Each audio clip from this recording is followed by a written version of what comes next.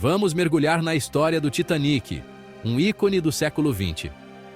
Em 1912, o mundo vivia o auge da era industrial, e o Titanic era o símbolo máximo do progresso humano. Com 269 metros de comprimento, era o maior objeto móvel já construído. 3 campos de futebol alinhados, 17 andares de altura, uma verdadeira cidade flutuante. O nome Titanic evocava grandeza, inspirado nos titãs da mitologia grega. Era luxo, velocidade e, supostamente, segurança. Mas por quê? Mais de um século depois, ainda falamos sobre ele? O Titanic é um mito duradouro porque mistura fascínio, tragédia e lições sobre arrogância humana. Ele representava o sonho de dominar a natureza, um sonho que afundou. O contraste entre o luxo da primeira classe e a esperança dos imigrantes no porão revela a tapeçaria humana a bordo. Mais de 2.000 pessoas embarcaram com sonhos e planos. Para alguns, a viagem seria o início de uma nova vida. Para outros, o fim. O Titanic é, acima de tudo, uma história sobre pessoas, não apenas aço e motores. E é nesse cruzamento de destinos que sua lenda ecoa até hoje. O navio dos sonhos tornou-se o navio da advertência. O Titanic nasceu nos estaleiros de Belfast, Irlanda do Norte. Mais de 15.000 homens trabalharam por quase 3 anos para erguer o gigante. Era engenharia sem precedentes, com 16 compartimentos estanques, à base da fama de inafundável. O navio poderia flutuar mesmo com 4 compartimentos inundados. O luxo era inédito. Escadarias monumentais, piscina aquecida, ginásio, restaurantes e cafés. Até a terceira classe oferecia conforto acima do padrão da época. Em maio de 1911, o casco foi lançado ao mar diante de 100.000 espectadores. Após meses de ajustes, o Titanic estava pronto para sua viagem inaugural em abril de 1912. O mundo assistia maravilhado à confiança de uma era. Ninguém imaginava que sua jornada seria tão breve. O palco estava montado para uma tragédia que mudaria a história. O inafundável estava prestes a ser testado, e o mito começava a nascer. 10 de abril de 1912, Southampton. O maior navio do mundo parte rumo a Nova York. A bordo, um microcosmo da sociedade, milionários, artistas, imigrantes, todos compartilhando o mesmo destino. O capitão Edward J. Smith, experiente e respeitado, comandava a viagem de despedida de sua carreira. A tripulação, orgulhosa, servia quase 1.000 passageiros. Os primeiros dias foram de luxo e tranquilidade, mas o frio aumentava e os avisos de gelo chegavam. 6 alertas de icebergs foram recebidos no dia 14 de abril. Os operadores de rádio, sobrecarregados, priorizavam mensagens pessoais. A confiança era tanta que os avisos não receberam a devida atenção. O Titanic seguia veloz, cortando o Atlântico, sem imaginar o perigo à frente. O navio avançava para um encontro que mudaria tudo. O luxo e a rotina mascaravam a aproximação da tragédia. O destino estava selado. O mito do Titanic começava a se formar. E a história caminhava para seu momento decisivo. A noite era calma, fria, sem lua. O Atlântico parecia um espelho negro. Os vigias, sem binóculos, lutavam para enxergar na escuridão. Às 23h40, Frederick Fleet avistou o iceberg. Iceberg à frente. O primeiro oficial Murdoch tentou desviar e frear, mas era tarde demais. O impacto foi sutil para muitos passageiros, mas fatal para o navio.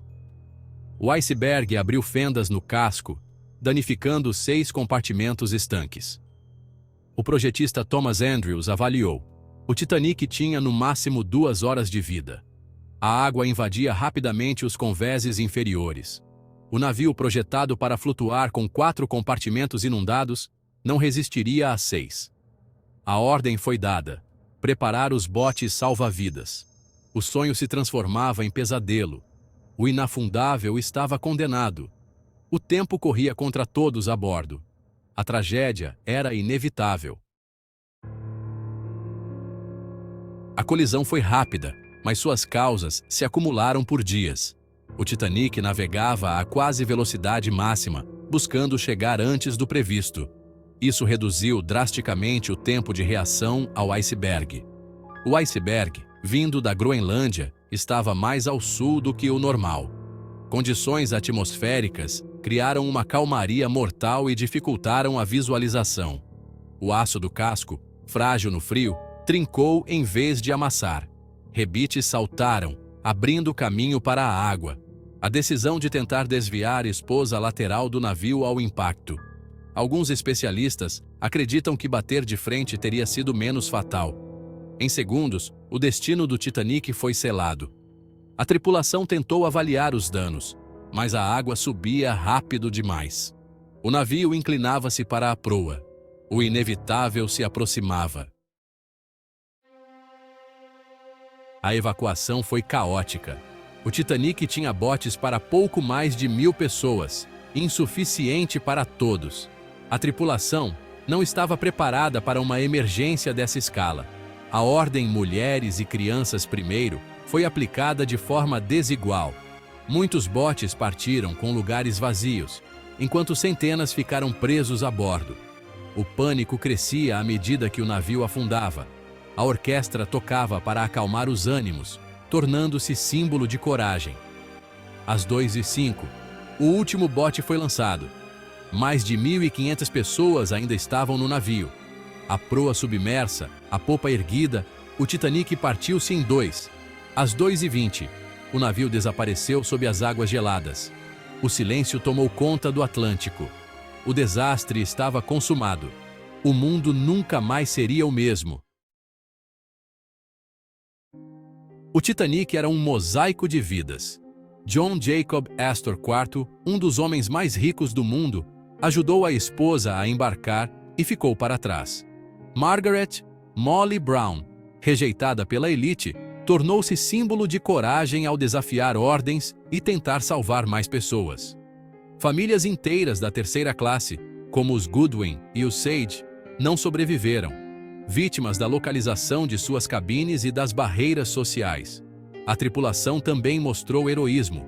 Engenheiros mantiveram as luzes acesas até o fim. Operadores de rádio enviaram sinais de socorro até o último instante. O capitão Smith afundou com o navio, cumprindo a tradição marítima. Cada história revela coragem, sacrifício e humanidade diante do desastre. O Titanic não era só aço, era feito de sonhos e vidas. O naufrágio foi uma tragédia coletiva. O heroísmo e a dor se entrelaçaram naquela noite. O Atlântico guardou histórias que ecoam até hoje. O mito se construiu sobre pessoas reais, e suas memórias permanecem vivas. O RMS Carpathia atendeu ao chamado de socorro, navegando por campos de gelo para resgatar os sobreviventes. Chegou ao local às 4h da manhã, encontrando botes espalhados e um mar de silêncio. A maioria morreu de hipotermia em poucos minutos na água gelada. Apenas 706 pessoas foram salvas. Mais de 1.500 vidas se perderam. O mundo ficou chocado. Como o inafundável Titanic afundou? Investigações revelaram falhas, poucos botes, excesso de velocidade e descaso, com avisos de gelo e falta de treinamento. O desastre levou à criação das solas, revolucionando a segurança marítima. Botes para todos os exercícios obrigatórios, rádio 24 horas e patrulha de icebergs tornaram-se padrão. O sacrifício do Titanic não foi em vão. A tragédia mudou as regras do mar. O naufrágio virou lição para o mundo. A segurança nunca mais seria negligenciada. O Titanic salvou vidas, mesmo após afundar. O Titanic não descansa, ele vive em nossa cultura.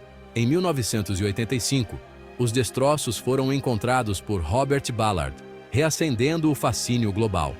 Artefatos recuperados contam histórias pessoais, sapatos, cartas, partituras. Museus exibem esses objetos, conectando-nos à tragédia. O Titanic virou lenda no cinema, especialmente com o filme de James Cameron em 1997. A história de Jack e Rose apresentou o desastre a novas gerações. O filme eternizou o navio no imaginário coletivo. Hoje, o Titanic é alerta e inspiração. Ele nos lembra da arrogância tecnológica e da fragilidade humana. Ensina sobre coragem, sacrifício e esperança. O navio se foi, mas sua história navega em nossas memórias.